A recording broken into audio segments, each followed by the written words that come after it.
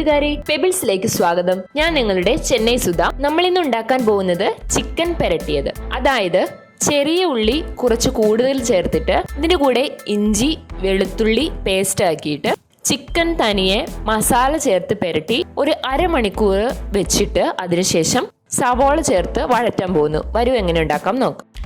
Chicken നമ്മൾ 1/2 kilo എടുത്തിട്ടുണ്ട്. ആദ്യം നമ്മൾ കുറച്ച് മഞ്ഞൾപ്പൊടി ചേർക്കാം. അതിനുശേഷം എന്തെല്ലാം മസാല ചേർക്കാം നോക്കാം.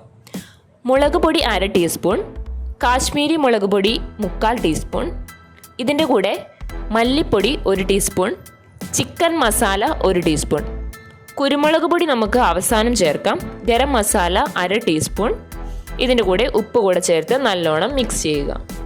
ഇനി ചെറിയ ഉള്ളി നമ്മൾ 150 ഗ്രാം എടുത്തിട്ടുണ്ട്. ഇതിൻ്റെ കൂടെ ഇഞ്ചി വെളുത്തുള്ളി അരച്ചിട്ട് മിക്സ് ചെയ്തിട്ട് ഒരു 20 മിനിറ്റ് നല്ലോണം മാരിനേറ്റ് ചെയ്ത് വെക്കാം. ഇനി എങ്ങനെ ഉണ്ടാക്കുന്നു? ആദ്യം ഇത് അരച്ചെടുക്കാം. ചെറിയ ഉള്ളി ഇഞ്ചി വെളുത്തുള്ളി നമ്മൾ അരച്ചിട്ടുണ്ട്. അരയ്ക്കാനായിട്ട് നമ്മൾ പകുതി ചെറിയ ഉള്ളിയാണ് എടുത്തത്. ബാക്കി ചെറിയ ഉള്ളി നമ്മൾ പേസ്റ്റ് ആക്കാതെ ചുമ്മാ അരച്ചെടുക്കാം. സവോള കൂടെ ഇതിൻ്റെ കൂടെ ചേർത്ത് അരച്ചെടുത്തിട്ട് വഴറ്റിയിട്ട് 2 തക്കാളി കൂടെ ചേർത്ത് കൊടുക്കാം. നല്ലോണം മിക്സ് ചെയ്യുക. ചെറിയ ഉള്ളി സവാള, അതായത് ബാക്കി ഉണ്ടായിരുന്ന ചെറിയ ഉള്ളിയും സവാളയും 2 വട്ടം കറക്കി അരച്ചെടുക്കുന്നത് വഴറ്റാൻ നല്ല എളുപ്പമായിരിക്കും. ആദ്യം നമുക്കൊരു പാൻ വെക്കാം. അതിലേക്ക് നല്ലെണ്ണ അല്ലെങ്കിൽ റിഫൈനർ ഓയിൽ ഏത് വേണേലും ചേർക്കാം. ഒരു 4 ടീസ്പൂൺ ഒഴിച്ചു കൊടുത്തിട്ടുണ്ട്. ഒരു ചെറിയ പട്ട, 2 ഗ്രാമ്പു, മറാഠി മുക്ക് 1 ഇതിൻ്റെ കൂടെ സുഗന്ധത്തിന് ഒരു ഏലക്ക കൂടെ ചേർക്കാം. ഇതിലേക്ക് നമ്മൾ അരച്ചു വെച്ചിരിക്കുന്ന ചെറിയ ഉള്ളി സവാള ഇത് ചേർത്ത് കൊടുക്കാം. ഇത് നല്ലെണ്ണ ആയതുകൊണ്ട് നല്ല നുര പോലെ വരും, വേറൊന്നുമില്ല. ഇനി കുറച്ച് കൂടെ ചേർക്കാം. അടുത്തത് 2 തക്കാളി പേസ്റ്റ് ആക്കി എടുക്കാം. ഉള്ളി 2 മിനിറ്റ് വരെ സിമ്മിൽ വെച്ചിട്ട് നല്ലോണം വഴറ്റിയെടുത്തിട്ടുണ്ട്. ഇനി അരച്ച് വെച്ചിരിക്കുന്ന തക്കാളി ചേർത്ത് കൊടുക്കാം. നമുക്ക് പൊടിയായി അരിഞ്ഞും വേണേൽ ചേർക്കാവുന്നതാണ്. ഇപ്പോൾ നമ്മൾ ഓൾറെഡി ഒരു 25 മിനിറ്റ്സ് ആയിട്ടുണ്ട്. ചിക്കൻ ചേർത്ത് കൊടുക്കാം. ചെറിയ ഉള്ളി ഉള്ളതുകൊണ്ട് ആ പച്ചമണം പോകണം, അതുകൊണ്ട് ഇത് നല്ലോണം വഴറ്റിയെടുക്കാം. അവസാനം പെപ്പർ ചേർക്കാം. ഉപ്പ് ലാസ്റ്റ് ചെക്ക് ചെയ്തിട്ട് ചേർത്ത് കൊടുക്കാം. കുറച്ച് പേർക്ക് ബട്ടർ ചേർക്കുന്നത് ഇഷ്ടമാണ്, വേണമെങ്കിൽ അത് ചേർക്കാവുന്നതാണ്. ഇത് നമ്മൾ ചിക്കൻ വെറും ദശയുള്ളത് മാത്രം വേണമെന്ന് നിർബന്ധമില്ല. എല്ലും ദശയും കൂടി ഉള്ളതാകുമ്പോൾ ടേസ്റ്റ് വ്യത്യസ്തമായിരിക്കും. കളറിന് വേണ്ടിയിട്ട് നമുക്ക് കുറച്ച് കാശ്മീരി മുളക് പൊടി കൂടെ ചേർത്ത് കൊടുക്കാം. നല്ലോണം മിക്സ് ചെയ്തിട്ട് മൂടി വയ്ക്കാം. ഇതൊരു 15 മിനിറ്റ് വരേക്കും സിമ്മിൽ വെച്ചിട്ട് നല്ലോണം വേവാൻ വെക്കണം. ഹൈ ഫ്ലെയിമിൽ വെക്കാതെ ലോ ഫ്ലെയിമിൽ വെച്ച് വേവാൻ വെക്കാം. കുറച്ച് വെള്ളം ചേർക്കാം.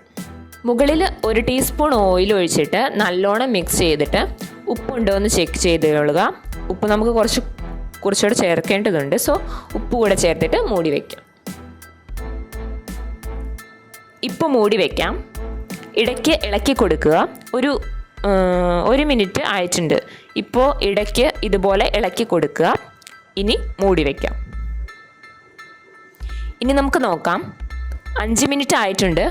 ഇപ്പോൾ ഓയിൽ ലൈറ്റായിട്ട് തിരിഞ്ഞു വരാൻ തുടങ്ങിയിട്ടുണ്ട്. ഇതിനി ഒരു 10 മിനിറ്റ് കൂടെ സിമ്മിൽ വെച്ച് വേവാൻ വയ്ക്കാം. ഇത് മിനിമം ഗ്രേവി ഉണ്ടാക്കാൻ വേണ്ടിയിട്ട് ഒരു 30 മിനിറ്റ് എടുക്കും. ഇപ്പോൾ 10 മിനിറ്റ് ആയിട്ടുണ്ട്. പിന്നെയും നല്ലോണം ഇളക്കി കൊടുക്കുക.